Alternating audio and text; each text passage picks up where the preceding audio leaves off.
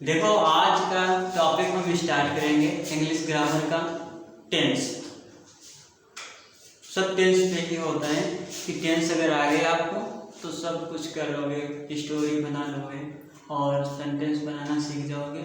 यहीं से आपको सीखना है कैसे कैसे क्या होता है। तो पहले जानते हैं टेंस के बारे में।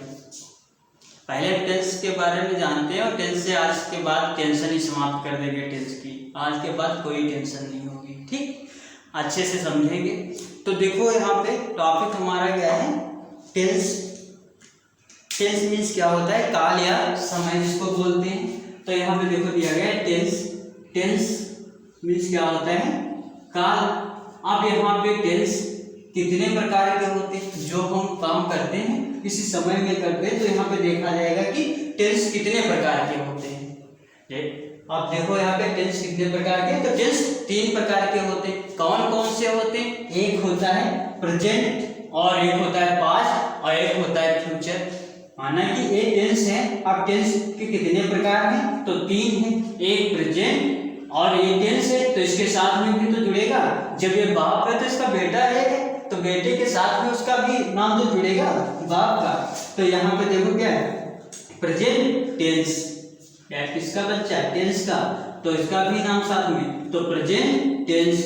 फिर पास्ट है तो इसमें भी साथ में जुड़ेगा पास्ट टेंस। फ्यूचर टेंस, तो ये इसके 3 पार्ट हो गए, मतलब 3 टेंस होते हैं। कौन कौन से, एक प्रेजेंट टेंस, पास्ट टेंस और फ्यूचर टेंस। कौन कौन से, एक present tense, past tense, future tense. अब प्रेजेंट टेंस हिंदी में क्या बोलते हैं, प्रेजेंट को वर्तमान, क्या होता है वर्तमान। टेंस मीन्स क्या होता है, काल, तो वर्तमान काल। और ये पास्ट मीन्स क्या होता है, भूत, और टेंस मीन्स क्या होता है, काल, तो ये भूतकाल।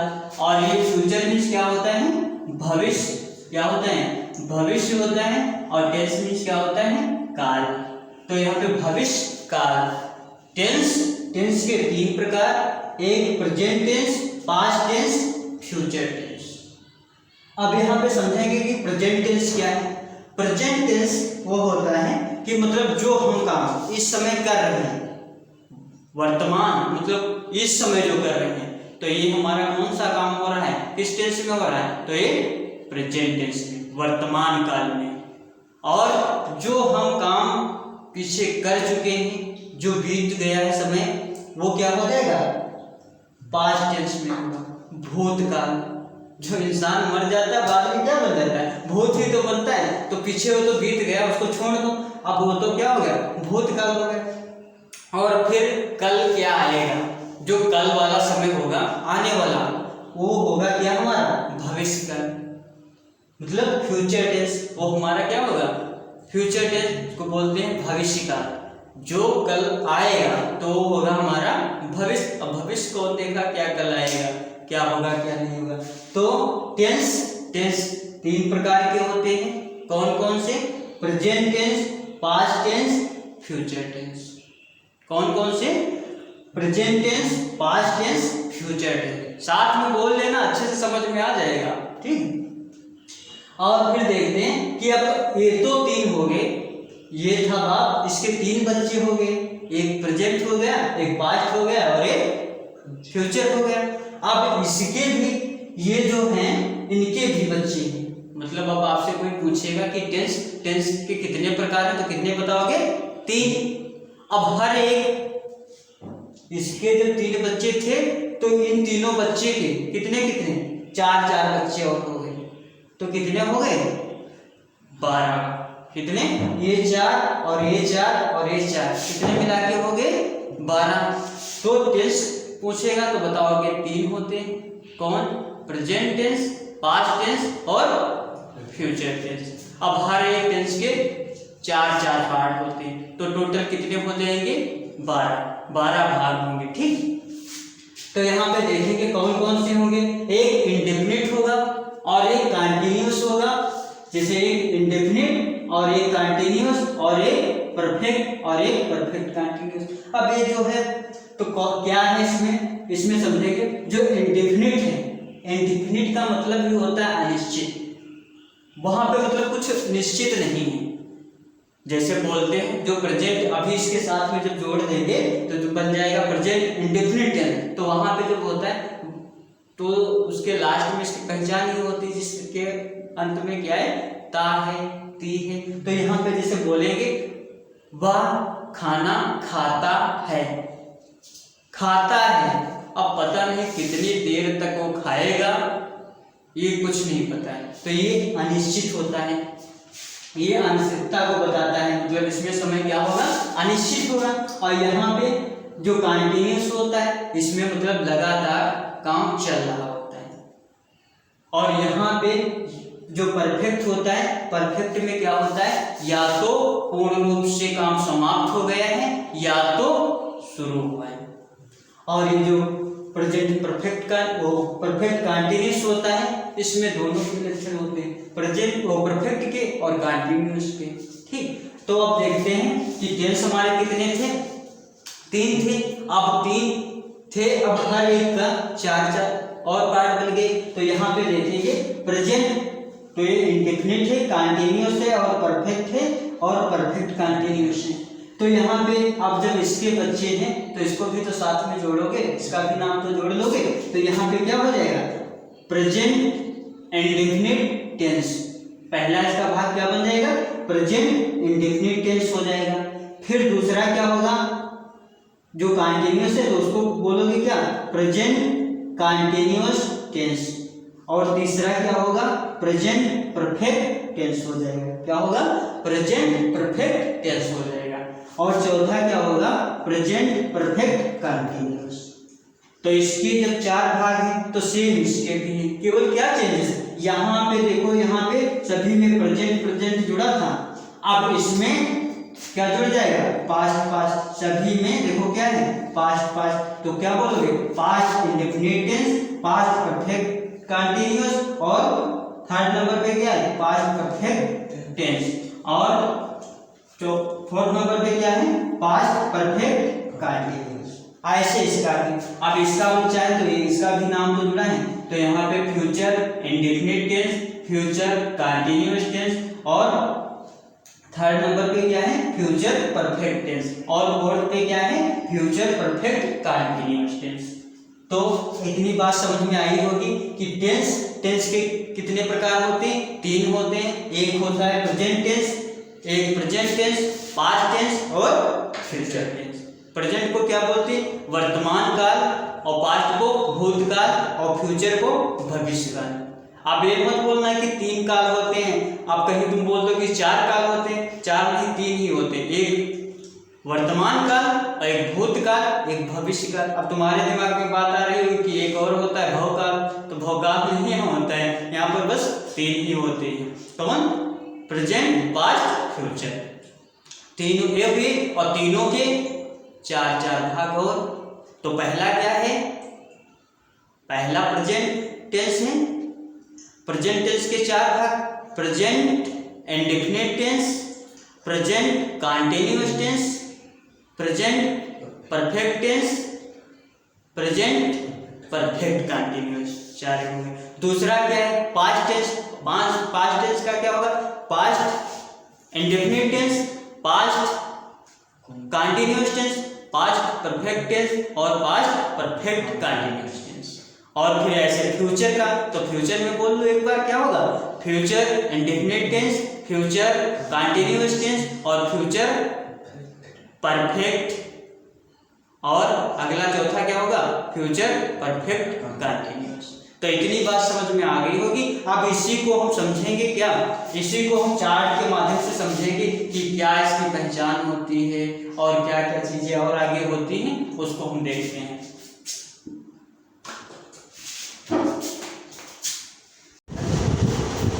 देखो, हम चार्ट बनाने से पहले कुछ थोड़ा और सीखते हैं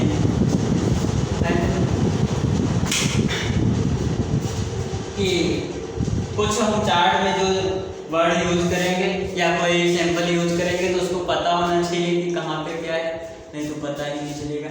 जब जैसे हम और आगे बढ़ेंगे टेंस तो उसमें जानकारी के लिए हम बता रहे हैं आपको कि जैसे कहीं पे लिखा होगा सब्जेक्ट, क्या लिखा होगा? सब्जेक्ट। सब्जेक्ट मीन्स क्या होता है? कर्ता। तो इसका हम शॉर्ट में क्या लिखेंगे? SUB। क्या लिखेंगे? SUB लिखेंगे। और जैसे कहीं पे हम लिख रहे हैं ऑब्जेक्ट, क्या लिख रहे हैं? ऑब्जेक्ट।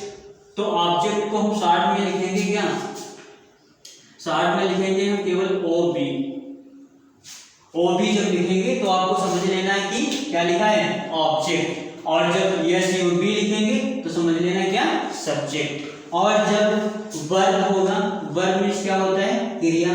तो जब हम वर्ब लिखेंगे तो वर्ब पूरा ना लिख के हम केवल वी लिखेंगे। क्या लिखेंगे? वी। और इसके साथ में हम क्या लगा देंगे? जैसे वर्ब फर्स्ट लिखना है तो इसके साथ में ऐसे लगा देंगे। ये रोमन नंबर में समझ लेना कि VI लिखा है तो इसका 6 होगा। ऐसे मतलब फर्स्ट होगा तो 1 लगाएंगे, सेकंड होगा तो 2 डंडे लगा देंगे, और थर्ड होगा तो 3 लगा देंगे। ऐसे आपको समझ लेना है कि वर्ब को क्या लिखेंगे? वी लिखेंगे केवल, और उसके साथ में फर्स्ट सेकंड थर्ड लिखना है तो ऐसे हम लिख देंगे। आप समझ जाएंगे कि वर्ब थर्ड लिखा है, और जब एक ही डंडा खींचेंगे तो वर्ब फर्स्ट है, 2 खींचेंगे तो वर्ब सेकंड है, 3 खींचेंगे तो वर्ब थर्ड है। और आता है इसमें जैसे हेल्पिंग वर्ब। क्या होता है? हेल्पिंग वर्ब, सहायक क्रिया। क्या होता है? हेल्पिंग वर्ब मतलब सहायक क्रिया। तो इसको हम पूरा ना लिख के केवल लिखेंगे SB। क्या लिखेंगे? SB लिखेंगे तो समझ लेना कि ये हेल्पिंग वर्ब है। अब हम चार्ट बनाएंगे। चार्ट के माध्यम से सारी चीजें, सारे टेंस जितने हैं उनके जितने पार्ट हैं, 12 पार्ट हैं, 12 के 12 हम उसी में समझेंगे क्या उनकी पहचान होती है और क्या उसमें वर्ब यूज होगी, किस टेंस में क्या क्या रूल होंगे, सारे हम यहीं पे समझेंगे। फिर एक एक करके आगे बढ़ेंगे।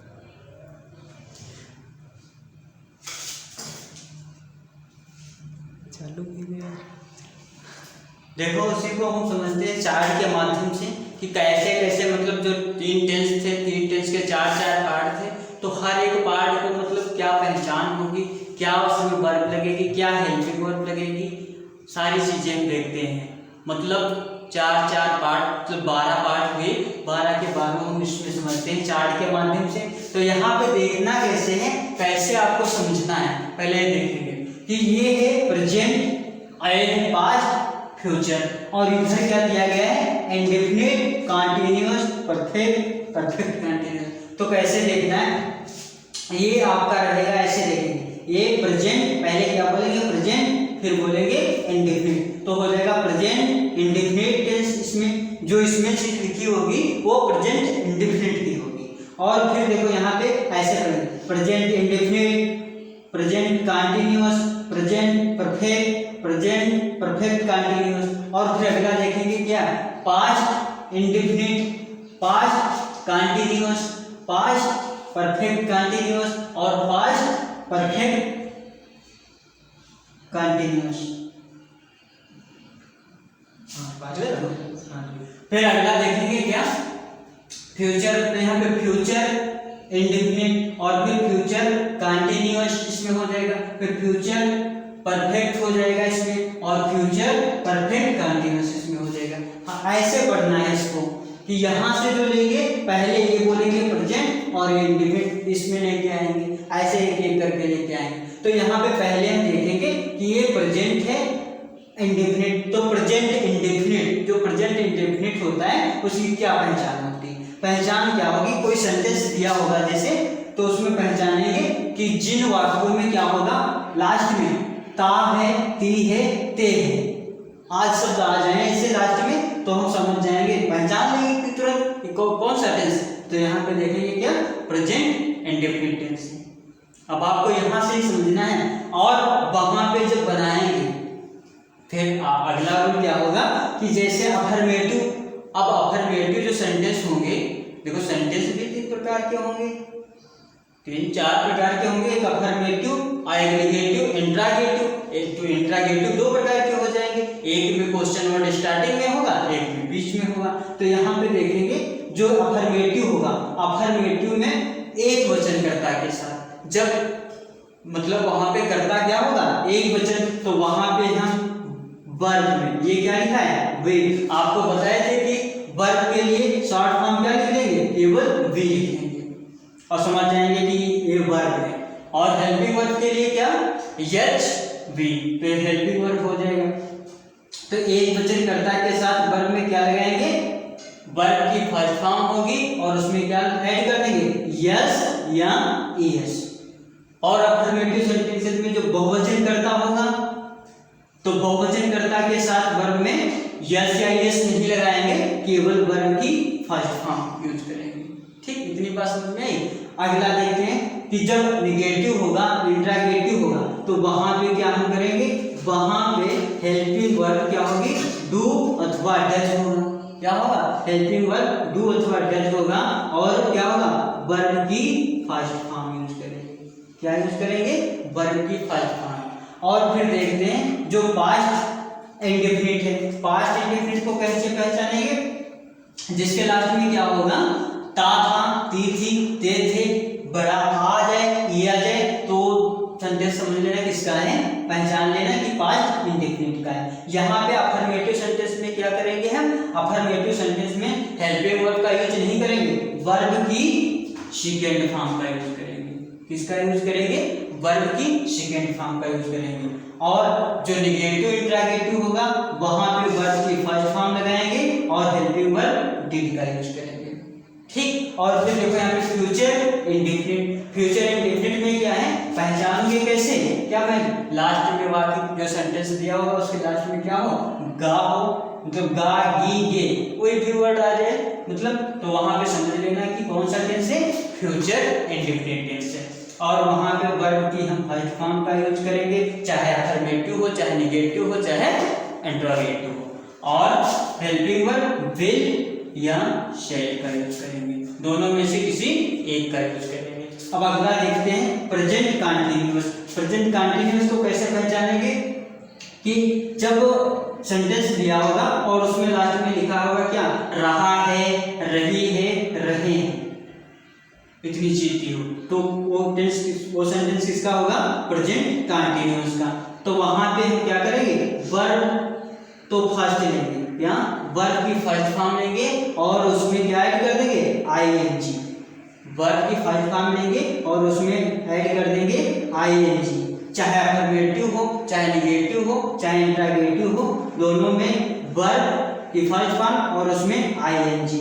और ये हेल्पिंग वर्ब क्या रहेगा, इज, एम, आर, जैसा सेंटेंस में होगा वैसा ही यूज करेंगे। अगला देखते हैं past continuous tense. Past continuous की पहचान क्या होती, जिन वाक्यों के अंत में रहा था, रही थी, रहे थे, क्या है, जिन वाक्यों के अंत में रहा था, रही थी, रहे थे आ जाए, वो वाक्य किसका होगा, पास्ट कंटीन्यूअस का। वहां भी हम क्या यूज करेंगे, सेम कंडीशन, वर्ब की फर्स्ट फॉर्म, वर्ब की फर्स्ट फॉर्म, वर्ब की फर्स्ट फॉर्म में क्या ऐड कर देंगे, आईएनजी। और हेल्पिंग वर्ब चाहे अफर्मेटिव होगा, चाहे निगेटिव होगा, चाहे इंट्रागेटिव, या तो वाज या वेयर का यूज करेंगे। और जो होगा फ्यूचर कंटीन्यूअस, उसमें कैसे उसको पहचानेंगे कि पहचान की होगी, रहा होगा, रही होगी, रहे होंगे, बस पहचान लेंगे कि किसका है, फ्यूचर कंटीन्यूअस टेंस है यहाँ पे। तो वहां पे क्या करेंगे, वर्ब की फर्स्ट फॉर्म में आईएनजी ऐड कर देंगे और हेल्पिंग वर्ब क्या लगाएंगे, विल बी अथवा शैल बी लगा देंगे। ठीक, इतनी बात समझ में आई। और वहां पर क्या करेंगे, चाहे अफर्मेटिव होगा, चाहे नेगेटिव होगा, चाहे इंट्रागेटिव सेंटेंस होगा, यूज यही करेंगे। हेल्पिंग वर्ब विल बी या तो क्या यूज कर देंगे, शैल बी, और वर्ब में क्या लगा देंगे, आईएनजी, वर्ब की फर्स्ट फॉर्म होनी चाहिए। ऐसे यहाँ पे देखते हैं क्या होगा, यहाँ पे प्रेजेंट परफेक्ट में प्रेजेंट परफेक्ट की पहचान क्या होगी, कैसे पहचानोगे कि वहां पे क्या दिया होगा, चुका है, चुकी है, चुके हैं, और क्या है, लिया है, दिया, ऐसे वर्ड आ जाए तो क्या समझोगे कि कौन सा टेंस है, यहाँ पे प्रेजेंट परफेक्ट टेंस है। तो उसमें क्या यूज करेंगे, चाहे अफर्मेटिव होगा, चाहे निगेटिव होगा, चाहे इंट्रागेटिव सेंटेंस होगा, वर्ब की थर्ड फॉर्म यूज करेंगे और क्या करेंगे, हेल्पिंग वर्ब हैज या हैव का यूज करेंगे। अब ये तो इतना तो पता ही होगा कि हैज सिंगुलर के, तो इतना तो पता ही होगा कि हैज जो होता है ये सिंगुलर के लिए यूज होता है और हैव प्लूरल के लिए। और यहाँ पे देखो नेक्स्ट देखते हैं क्या, पास्ट परफेक्ट टेंस। यहाँ पे क्या होगी इसकी पहचान, जिन वाक्यों के अंत में चुका था, चुकी थी, चुके थे, लिया था, दिया था, ऐसे अगर वर्ड आ जाते हैं लास्ट में तो किसका होगा सेंटेंस, वो पास्ट परफेक्ट का होगा। वहां पे हम वर्ब कौन सी यूज करेंगे, वर्ब की थर्ड फॉर्म यूज करेंगे और हेल्पिंग वर्ब हैड का यूज करेंगे, चाहे अफर्मेटिव होगा, चाहे नेगेटिव होगा, चाहे इंट्रोगेटिव होगा। और नेक्स्ट देखते हैं क्या, फ्यूचर परफेक्ट टेंस में। अब फ्यूचर परफेक्ट टेंस कैसे पहचानेंगे कि उसमें लास्ट में क्या दिया होगा, जिन वाक्यों के अंत में क्या आ जाए, चुका होगा, चुकी होगी, चुके होंगे, ऐसे अगर वर्ड आ जाते हैं तो वो किसका होता है, फ्यूचर परफेक्ट टेंस का सेंटेंस होता है। और उसमें क्या करेंगे, वर्ब की थर्ड फॉर्म का यूज करेंगे और वहां पे हेल्पिंग वर्ब विल हैव होगा या तो शैल हैव होगा। नेक्स्ट देखते हैं, यहाँ पे लास्ट प्रेजेंट परफेक्ट कंटीन्यूअस, इसमें जो आएगा वो इसका प्रेजेंट परफेक्ट कंटीन्यूअस। अब उसमें क्या पहचान दी होगी, जैसे जिन वाक्यों के अंत में क्या आ जाए, रहा है, रही है और रहे हैं, और किसके साथ हैं, ये इतने शब्द तो आए, ये तो ये बात इसमें भी बताई गई थी और ये तो यहाँ पे भी है, लेकिन यहाँ पे क्या है, यहाँ पे समय भी हो, साथ में क्या दिया हो, समय भी दिया हो, तब पहचान लेंगे। और तब वहां पे क्या करेंगे, वर्ब की फर्स्ट फॉर्म में आईएनजी ऐड कर देंगे और हेल्पिंग वर्ब हैज बीन या हैव बीन का यूज करेंगे। कौन सी, हेल्पिंग वर्ब हैज बीन या हैव बीन का यूज करेंगे। और वहां पे सिंस निश्चित समय के लिए सिंस, अनिश्चित समय के लिए फार का यूज करेंगे। इतनी चीज हुई। फिर अगला देखते हैं past perfect continuous. Past perfect continuous को कैसे पहचानेंगे, जिन वाक्यों के अंत में रहा था, रही थी, रहे थे, आज शब्द आ जाए लेकिन समय भी दिया हो, इनमें सभी में क्या हो, समय हो, तो ये किसके होंगे, पास्ट परफेक्ट कंटीन्यूअस के। तो यहाँ पे वर्ब की फर्स्ट फॉर्म में क्या ऐड कर देंगे, आईएनजी, और वहां पे हेल्पिंग वर्ब क्या लगाएंगे, हैड बीन का यूज करेंगे, केवल हैड बीन का यूज करेंगे। ठीक, इतनी बात समझ में आई। और क्या लगाएंगे, सिंस अथवा फार का यूज करेंगे।